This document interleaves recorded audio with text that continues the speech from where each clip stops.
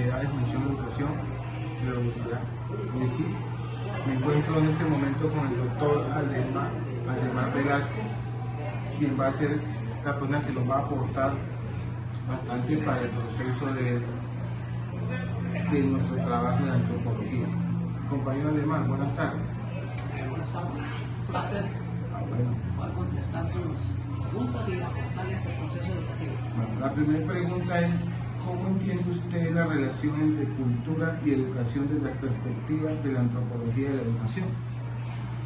Bueno, hay una gran relación porque generalmente lo que uno quiere implementar cuando educa, cuando forma personas, es que se reconozca todo ese proceso ancestral. Es decir, si uno no reconoce, si uno no valora el lugar donde vino, donde nació, toda esa riqueza, sobre todo en valores ancestrales, pues la vida de pronto se torna un poco complicada. Entonces, desde ese punto de vista, la educación partiendo desde lo ancestral es fundamental para poder que los muchachos consoliden no solo sus aprendizajes, sino esa fortaleza en moral, esa fortaleza en valores que se requiere para una integralidad en la educación. Muchas gracias. Y la otra pregunta es, desde su experiencia, ¿por qué es importante estudiar la educación a partir de los métodos positivos, es decir, mediante la observación y el análisis de la realidad educativa? Importantísima esa pregunta, porque la educación debe ser basada en el contexto. Es decir, anteriormente se cometía un error, que a los muchachos se ilustraba con textos educativos de otras regiones. Por ejemplo, aquí en este contexto de Buenaventura lo vivimos.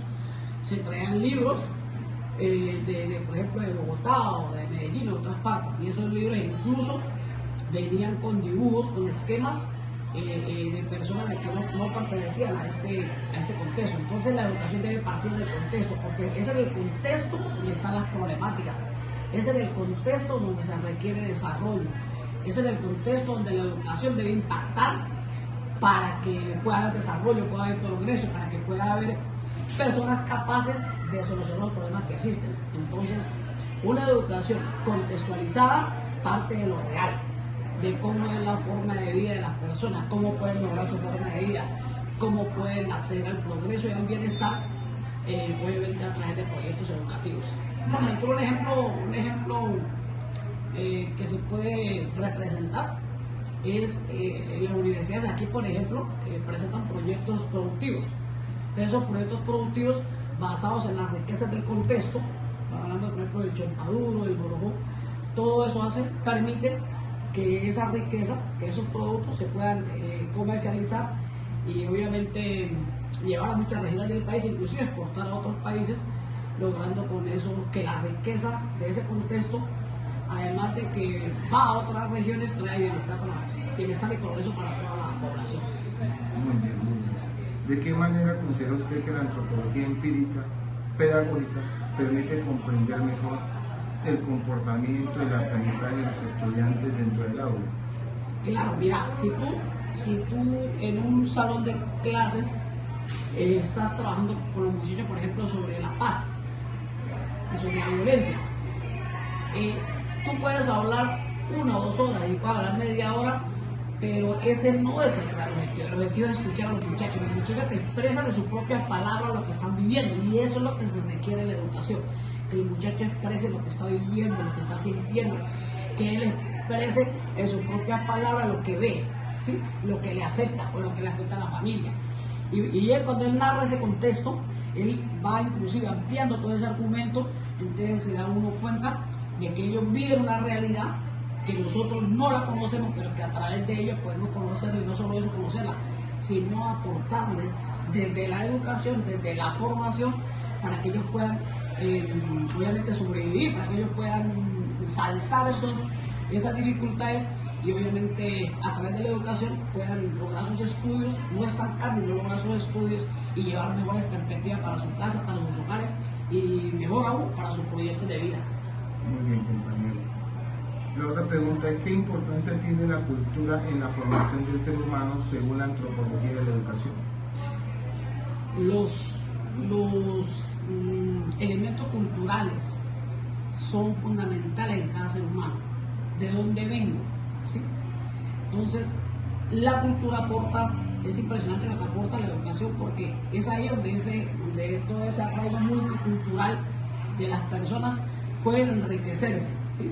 Entonces, cuando hablamos de la unión de esas culturas, de sus expresiones, es donde nace otros conocimientos, otros saberes, otras oportunidades de no solo aprender, sino de enriquecer todo este contexto pedagógico. Entonces la cultura va enfocada en ese proceso de poder conocer nuestras riquezas, nuestras fortalezas, nuestros saberes e incluso esos valores ancestrales que nuestros padres inculcaron y que nos ayudaron a nosotros a tener una educación integral y obviamente a tener proyectos de vida exitosos.